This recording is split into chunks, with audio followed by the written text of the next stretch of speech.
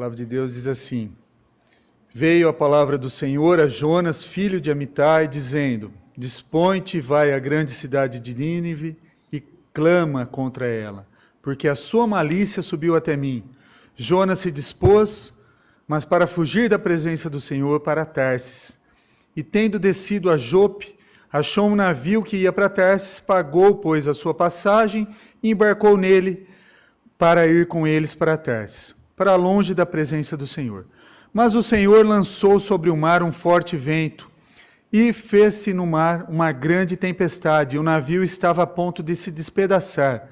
Então os marinheiros, cheios de medo, clamavam cada um ao seu Deus e lançavam ao mar a carga que estava no navio para o aliviarem do peso dela. Jonas, porém, havia descido ao porão e se deitado, e dormia profundamente. Chegou-se a ele o mestre do navio e lhe disse: Que se passa contigo, agarrado no sono? Levanta-te, invoca o teu Deus, talvez assim esse Deus se lembre de nós, para que não pereçamos. E diziam uns aos outros: Vinde e lancemos sortes, para que saibamos por causa de quem nos sobreveio este mal. E lançaram sortes, e a sorte caiu sobre Jonas. Então lhe disseram: Declara-nos agora, por causa de quem nos sobreveio este mal, que ocupação é a tua? De onde vens? Qual a tua terra? E de que povo és tu? E lhe respondeu Jonas: Sou hebreu e temo ao Senhor, o Deus do céu, que fez o mar e a terra. Então os homens ficaram possuídos de grande temor e disseram: Que é isto que fizeste? Pois sabiam os homens que ele fugia da presença do Senhor, porque ele o havia declarado. Disseram-lhe: Que te faremos para que o mar se nos acalme? Porque o mar se ia tornando cada vez mais tempestuoso. Respondeu-lhes: Tomai-me e lançai-me ao mar, e o mar se aquietará, porque eu sei que por minha causa vos sobreveio essa grande tempestade. Entretanto, os homens remavam, esforçando-se por alcançar a terra, mas não podiam, porquanto o mar ia se tornando cada vez mais tempestuoso contra eles. Então clamaram ao Senhor e disseram: Ah, Senhor, rogamos-te que não pereçamos por causa da vida deste homem, e não faças cair sobre nós este sangue, quanto a nós inocente, porque tu, Senhor, fizeste como te aprouve. E levantaram a Jonas e o lançaram ao mar, e cessou o mar da sua fúria. Temeram, pois, estes homens em extremo ao Senhor, e ofereceram sacrifícios ao Senhor, e fizeram votos. Deparou o Senhor um grande peixe para que tragasse a Jonas, e esteve Jonas 3 dias e 3 noites no ventre do peixe. Vamos ter mais uma palavra de oração. Senhor, não posso falar, ó Deus, sem que o Teu Espírito Santo unja, Pai, os meus lábios e prepare, Pai, os corações do Teu povo. É o que eu te peço nesse momento, Senhor, em nome de Cristo Jesus. Amém, ó Pai. Por que Jonas? Eu me identifico com Jonas em algum tempo do meu passado. Profeta fujão, né? Deus chamou ele para um lado e ele foi para outro. É inevitável admitir que o homem foi engolido por um grande peixe, uma baleia, e é o que popularmente se resume, né, este grande livro com apenas 4 capítulos. Contudo, uma leitura simples e atenta, percebemos que Jonas e o grande peixe são apenas coadjuvantes dessa bela história, onde Deus é o personagem principal dela. É Deus quem ordena Jonas pregar em Nínive. Deus prepara a embarcação para Jonas fugir. Deus envia a tempestade. Deus lança Jonas ao mar. Deus prepara o grande peixe. Deus ordena que o peixe vomite Jonas. Deus envia Jonas a Nínive e converte toda a cidade. Nós não temos indicativo com precisão da data, né, e autoria do livro do profeta Jonas. Não contém nenhum indicativo. Contudo, sabemos que Jonas foi um personagem chave do livro, que foi um dos profetas que viveu no reinado de Jeroboão II, que nos leva ao século 17 a.C. E apesar de não ter nenhuma identificação do seu autor, é muito provável que tenha sido o próprio Jonas que escreveu o livro, ou alguém que obteve a informação direta ao seu respeito, que seja o seu autor. O livro de Jonas, semelhantemente ao livro de Gênesis, é o livro da Bíblia mais atacado pelos teólogos liberais. Por quê? Se você parar para estudar a fundo Jonas, rapidamente você perceberá muitas discussões em torno da sua historicidade. As pessoas não acreditam que os teólogos liberais acreditam que não é que aquilo ali é um livro apenas trazendo ensinamento moral para a gente. Uma parábola, alegorias, contando um ensinamento moral. E eles olham para esse livro com bastante ceticismo. E eles alegam que os fatos não aconteceram como está no livro. Que essa história foi uma história inventada para trazer essa moral.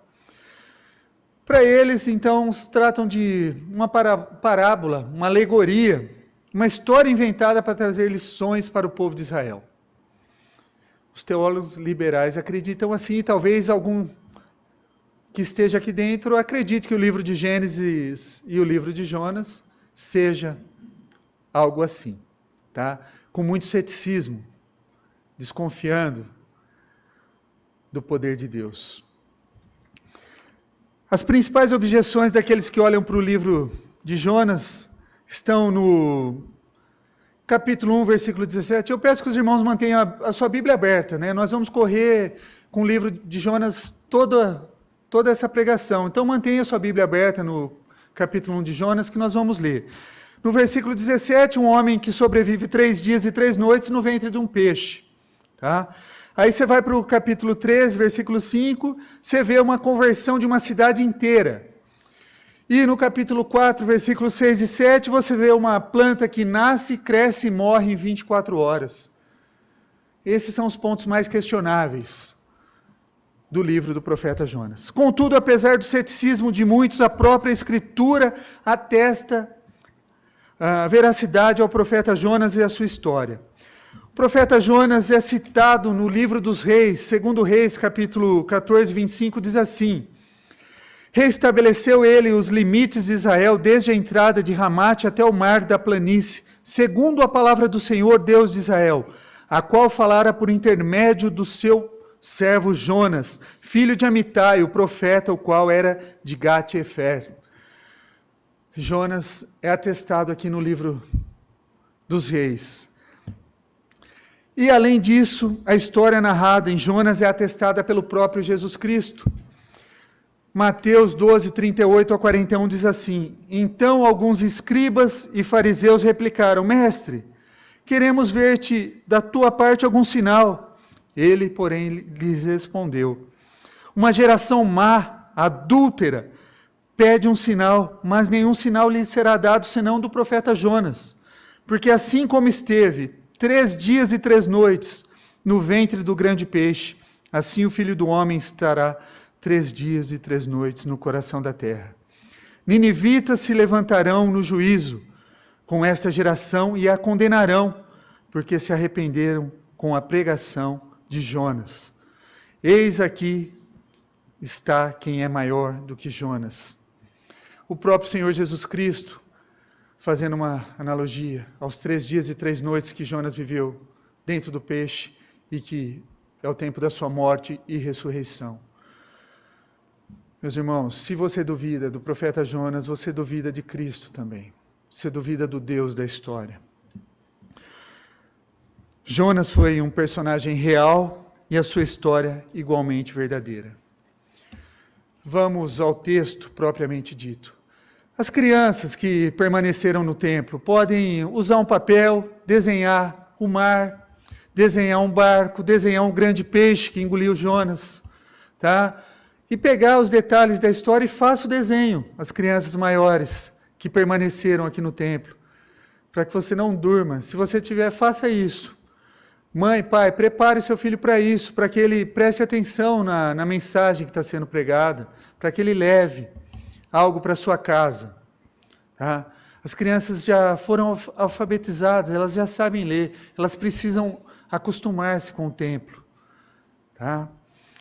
Veio a palavra do Senhor a Jonas, filho de Amitai, dizendo, em um tempo que Deus falava por meio dos profetas, a expressão veio a palavra do Senhor, ela é muito usada. Tá? Ela é repetida muitas vezes no Antigo Testamento, nos profetas menores e maiores. E em todos esses livros aparece a expressão, veio a palavra do Senhor. Não é diferente em Jonas. Foi Deus que preparou a palavra para ser ministrada aos ninivitas e a entregou primeiramente a Jonas. Isso porque Deus, desde a eternidade, decidiu que salvaria pessoas utilizando de pessoas como o profeta Jonas ou mensageiros. Isso é, utilizaria de pecadores redimidos para salvar pecadores perdidos. Versículo 2, dispõe, vai a uma grande cidade de Nínive, clama contra ela, porque a sua malícia subiu até mim.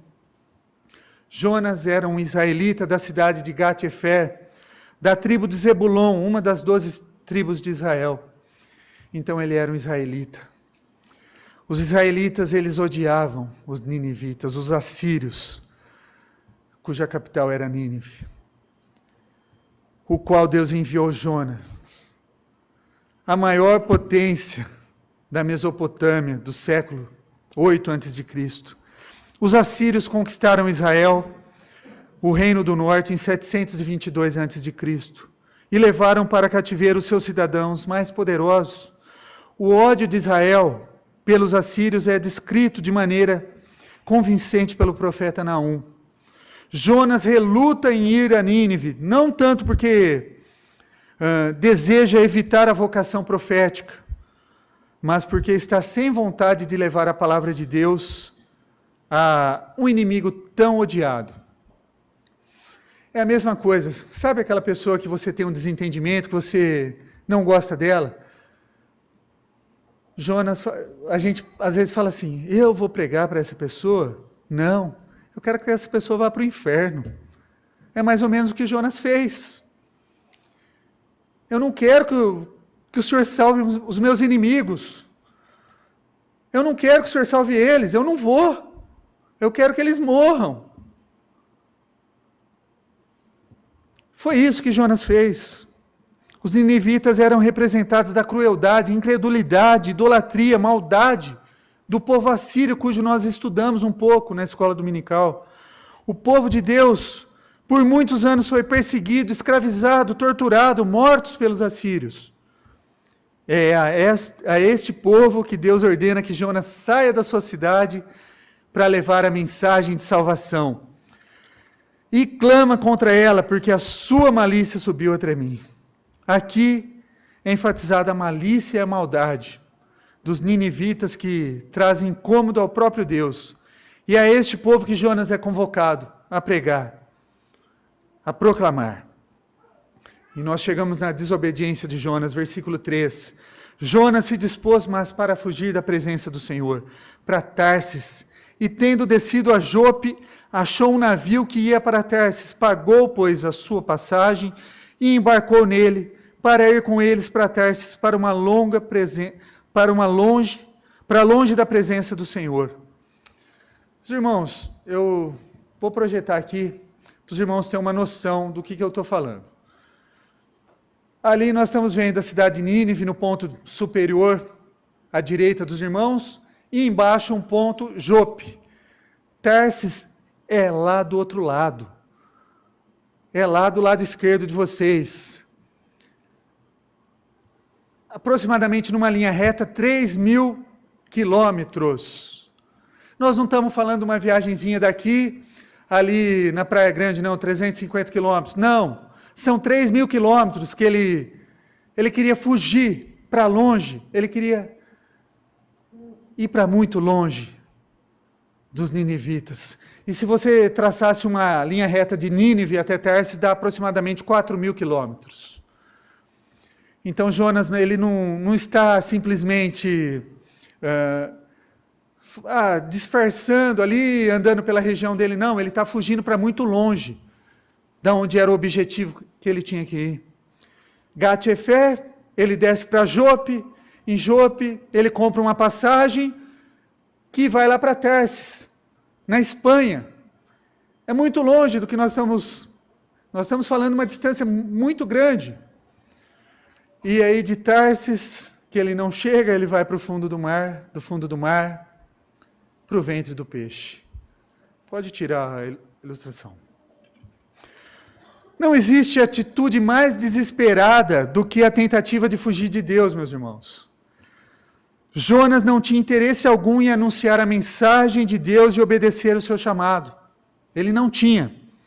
E após ouvir o chamado para pregar aos ninivitas, ele não vai. Por que o mensageiro não queria levar a mensagem? Por que o profeta não queria profetizar? Por que o pregador não queria pregar? Jonas é considerado o profeta às avessas, um profeta estranho. É possível que seja um tanto comum que o profeta não queira pregar temendo a rejeição. Jonas, porém, não queria pregar temendo o quê? A aceitação. Olha que coisa. Ele não queria que o povo aceitasse a mensagem de salvação. Jonas temia que os ninivitas se convertessem. Capítulo 3, versículo 10 diz assim: viu Deus o que fizeram, como se converteram do seu mau caminho, e Deus se arrependeu do mal que tinha dito lhes faria, e não o fez. Com isso desgostou-se Jonas extremamente, ficou irado, e orou ao Senhor e disse: ah, Senhor, não foi isso o que eu disse estando ainda em minha terra? Por isso me adiantei fugindo para Tarsis, pois sabia que és um Deus clemente e misericordioso e tardio em irar-se, e grande em benignidade, e que te arrependes do mal. Segundo o conceito de justiça de Jonas, os ninivitas não mereciam a misericórdia de Deus, a graça salvífica de Deus, e por isso ele se recusa a ser o porta-voz dessa mensagem. Ouvindo o chamado de Deus, então o que Jonas faz? Se dispõe para fugir da presença de Deus. Diante da recusa de Jonas, Deus respeita a vontade do profeta, deixa ele ir na direção contrária. Afinal, de que adianta, fazer algo de maneira forçada? Muitos podem dizer isso. Além do mais, o homem tem o livre-arbítrio, ele pode escolher. Não é isso que muitos dizem? Graças a Deus, nada disso é verdade.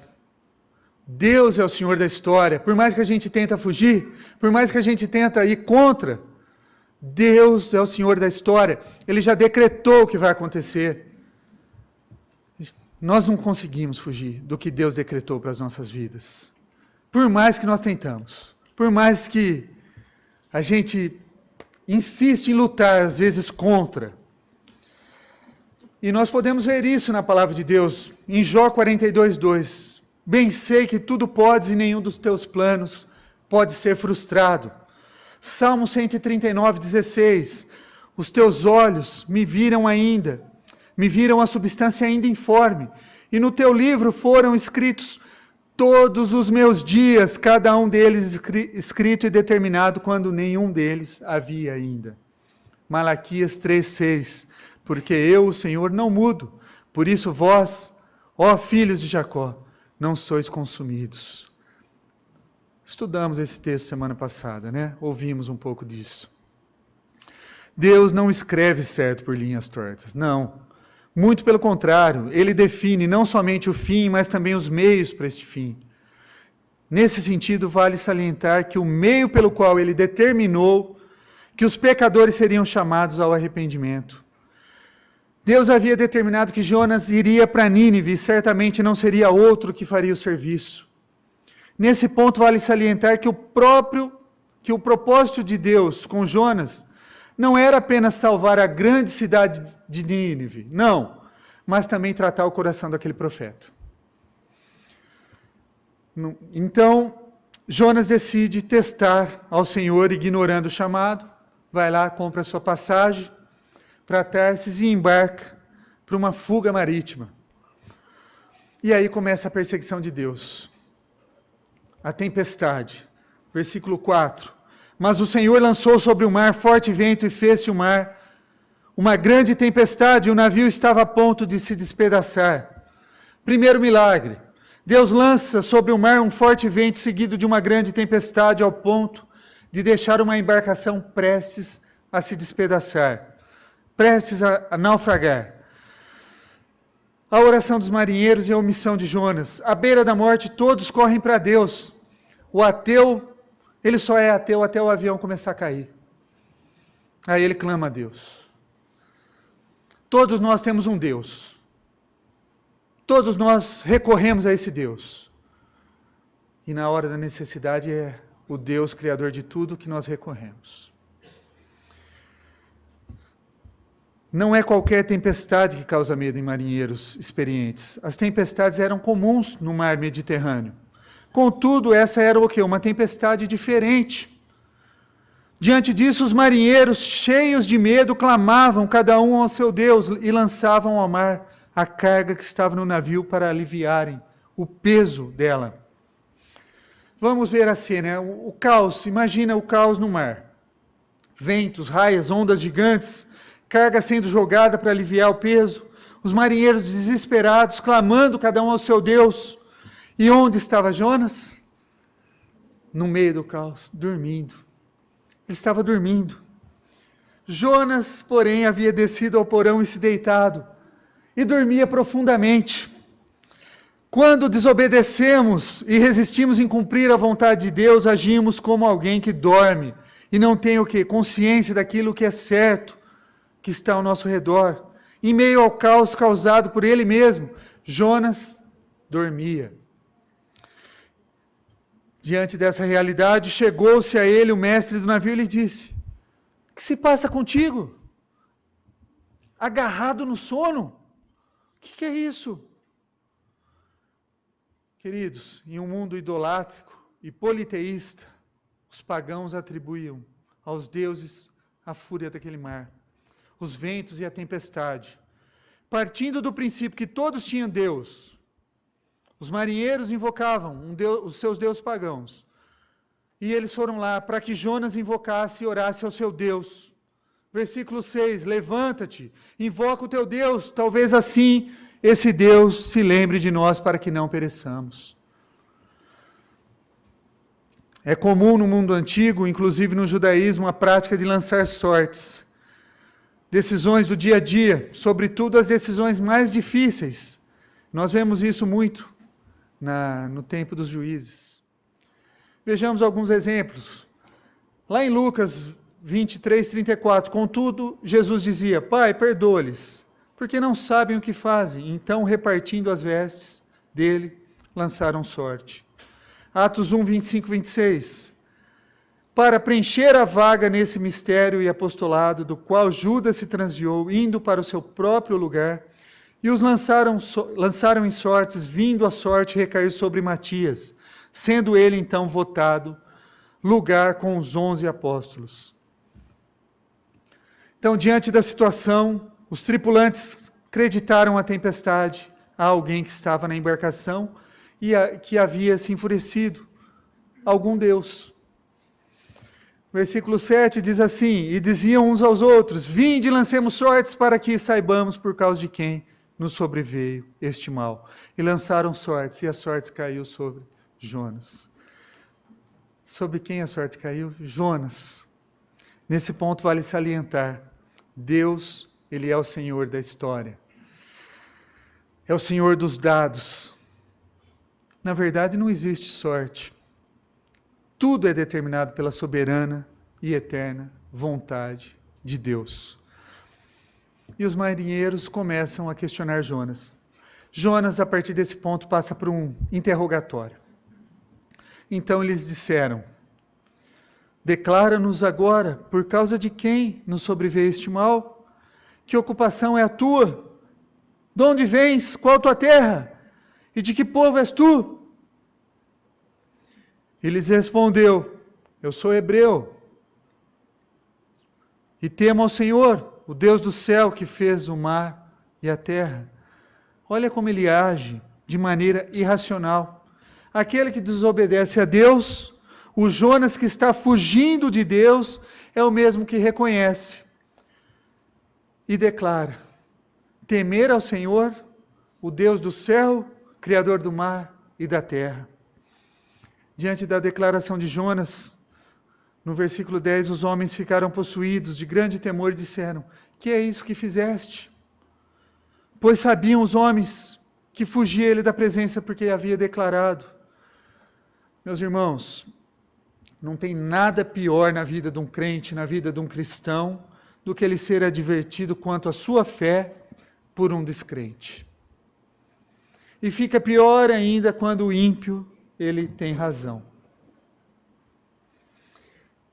Em um tempo de descompromisso com Deus e superficialidade cristã, muitas vezes os filhos das trevas são mais prudentes que os filhos da luz. Nós precisamos vigiar a nossa vida, precisamos cuidar a maneira pela qual nós estamos vivendo, como as pessoas têm enxergado o cristianismo na nossa vida. Em Lucas 16:8, uma parábola do administrador infiel, e elogiou o Senhor o administrador infiel, porque se houvera atiladamente, porque os filhos do mundo são mais hábeis na sua própria geração do que os filhos da luz. O temor que devia existir no coração de Jonas possui aqueles marinheiros que, apavorados, dizem a Jonas: o que é isso que você fez para nós? O que é isso que fizeste? Agora os marinheiros já sabiam qual era o problema e partiram para tentar resolvê-lo. Versículo 11, disseram: que te faremos para que o mar se acalme? Porque o mar se ia tornando cada vez mais tempestuoso. E então Jonas pede para ser lançado ao mar.